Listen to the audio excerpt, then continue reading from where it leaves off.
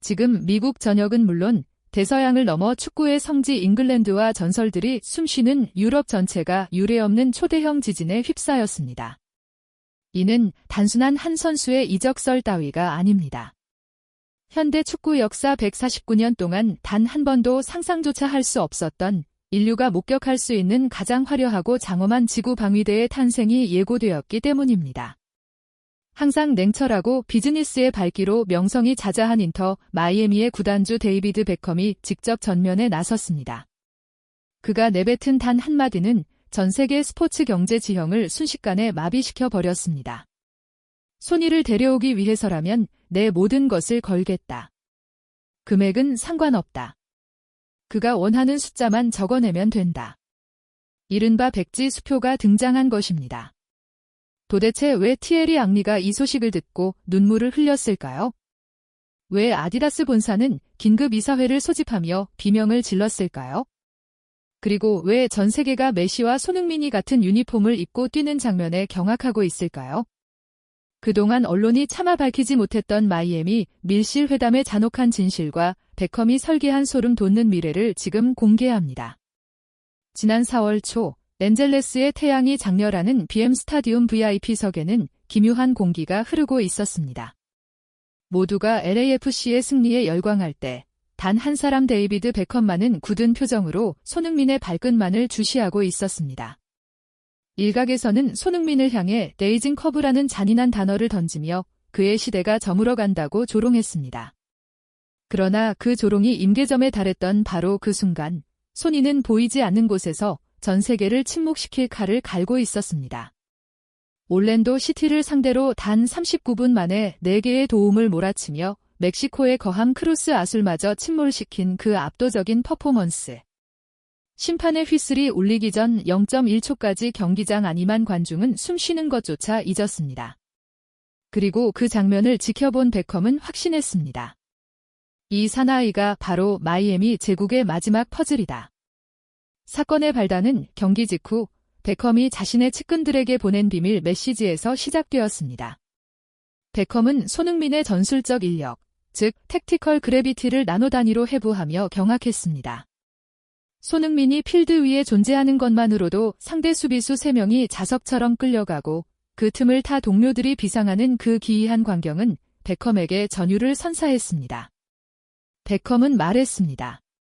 메시가 축구의 신이라면 소니는 그 신의 날개를 달아줄 유일한 천사다. 이 둘이 결합하는 순간 현대 축구의 모든 전술은 파산할 것이다. 바로 이 지점이 미국 사회가 패닉에 빠진 이유입니다. 10조 원의 상업적 가치를 지닌 손흥민과 축구 역사 그 자체인 메시가 한 팀에서 만난다는 것은 단순히 스포츠를 넘어 인류 문화사의 거대한 전환점이기 때문입니다. 권위자들의 시선 또한 베컴의 이 미친 계획을 향해 쏟아졌습니다. 프랑스의 전설 지단은 현지 매체와의 인터뷰에서 숨을 죽이며 이렇게 증언했습니다. 이것은 배울 수 있는 기술의 조합이 아니다. 하늘이 내린 두 천재의 조우다. 베컴이 백지 수표를 꺼낸 것은 지극히 합리적인 선택이다. 손흥민은 돈으로 환산할 수 없는 가치를 지녔기 때문이다. 티에리 앙리 역시 경악을 금치 못하며 이렇게 덧붙였습니다. 프리미어 리그를 호령하던 두 전설이 미국 대륙에서 결합한다면 그것은 MLS가 세계 최고의 리그로 등극하는 역사적인 판결이 될 것이다. 나는 그 장면을 상상하는 것만으로도 소름이 돋는다. 명백히 이것은 한 명의 영웅이 대륙의 운명을 바꾼 사건이었습니다. 그런데 이 장엄한 서사 뒤에는 우리가 반드시 짚고 넘어가야 할 잔혹한 진실이 숨겨져 있습니다. 왜 베컴은 당장 손흥민을 데려오지 못하고 월드컵 이후라는 시점을 못 박았을까요? 여기에는 소름 돋는 계약상의 복선이 깔려 있습니다. 현재 손흥민은 LAFC의 심장이자 상징입니다. 그를 묶고 있는 천문학적인 위약금과 복잡한 스폰서십 관계는 아디다스 본사마저 마비시킬 정도로 정교하게 설계되어 있습니다. 베컴은 이를 두고 우리는 지금 서두르지 않는다. 사자가 먹잇감을 노리듯 가장 완벽한 순간에 왕을 모셔올 것이라며 최후 통첩과 같은 선언을 남겼습니다. 사실 사람들이 몰랐던 진짜 이야기는 마이애미의 라커룸 깊숙한 곳에서 시작되었습니다. 메시가 베컴에게 직접 손흥민의 영입을 요청했다는 소문이 돌자 미국의 팟캐스트 언론들은 일제히 패닉에 빠졌습니다. 메시는 소니의 시속 34.5km의 외계인 같은 속도와 수술용 칼로 베어낸 듯한 공간 침투 능력을 높이 평가하며 자신의 마지막 커리어를 손흥민과 함께하고 싶다는 의사를 비공식적으로 전달했다고 합니다. 그 순간 우리는 깨달았습니다. 소니가 국가대표팀에서 겪었던 그 참담한 전술적 고립과 지도자의 오만을 세계 최고의 선수인 메시가 이미 알고 있었으며 그를 구원하려 한다는 사실을 말입니다. 그 순간 우리가 주목해야 할 것은 손흥민의 품격입니다. 8경기 연속 무득점이라는 조롱 섞인 비판 속에서도 그는 단 한 번도 변명하지 않았습니다. 오히려 발목에 두꺼운 테이핑을 감은 채로 훈련장에 가장 먼저 나타나 잔디의 질감을 체크했습니다.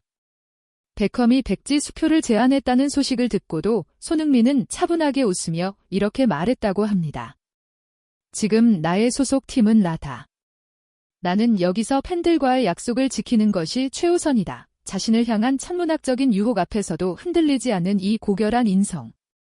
바로 이것이 우리가 손흥민이라는 시대와 함께 살고 있다는 사실에 무한한 자부심을 느끼는 이유입니다. 전문가 분석 레이어는 더욱 날카롭습니다. 손흥민과 메시의 공존을 기하학적으로 분석해보면 메시의 킬패스가 전달되는 각도와 손흥민이 침투하는 물리적 속도의 합이 100%에 수렴한다는 결과가 나옵니다. 이것은 수비수가 막을 수 있는 영역이 아닙니다. 인지적 오류를 유발하는 신들의 노름입니다. 아디다스 본사 관계자는 만약 이 이적이 성사된다면 관련 상품의 가치는 10조 원을 가뿐히 넘길 것이라며 경악했습니다. 비욘스의 공연마저 멈춰 세운 그 거대한 영향력은 이제 마이애미라는 새로운 제국을 향해 조준되었습니다. 하지만 이 영광스러운 폭발 뒤에는 손흥민의 고결한 눈물이 숨겨져 있습니다. 그는 자신이 떠나온 토트넘의 몰락과 대한민국 국가대표 팀의 혼란을 바라보며 기뻐하지 않았습니다. 오히려 매 경기 후 텅 빈 라커룸에서 자신의 부족함을 자책하며 다음을 준비했습니다. 런던 북부의 한 펍에서 아스널 팬들마저 잔을 내려놓고 경의를 표했습니다. 영국이 버린 심장이 이제는 메시와 함께 전 세계를 호령하려 한다. 우리는 역사상 가장 위대한 선수를 놓친 대가를 톡톡히 치르고 있다. 이 탄식은 대서양을 건너 로스앤젤레스의 밤하늘까지 울려 퍼졌습니다. 결말을 향해 달려가는 이 서사는 우리에게 보편적인 가치를 전달합니다.